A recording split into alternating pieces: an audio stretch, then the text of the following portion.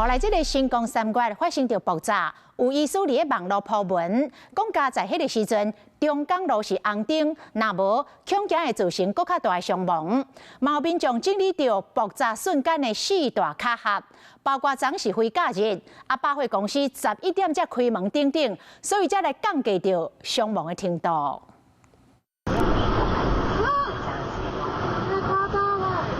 台中新光三越百货公司外墙崩溃，铁机玻璃落来到涂骹，有几台车伫遮咧等红灯，加在有这个动作，无造成更较大的伤亡。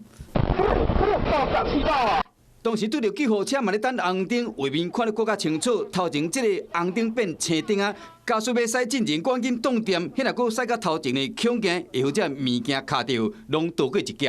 应该会更严重，因为它刚好在施工，所以。 楼层都没有人，如果楼层人很多就比较那个了。是平常日啊，你若是讲假日的时候啊，真的都不得了了，真的。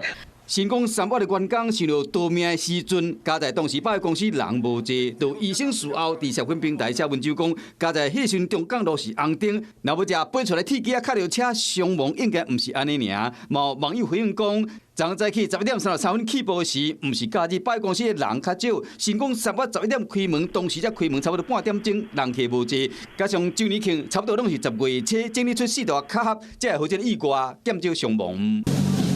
马道咧表演电视秋冬的新服装，因为新光三越的周年庆拢有真侪人客上门消费，即摆起步拄到种种的卡盒，嘛有真侪乡亲离鬼门关前行一转。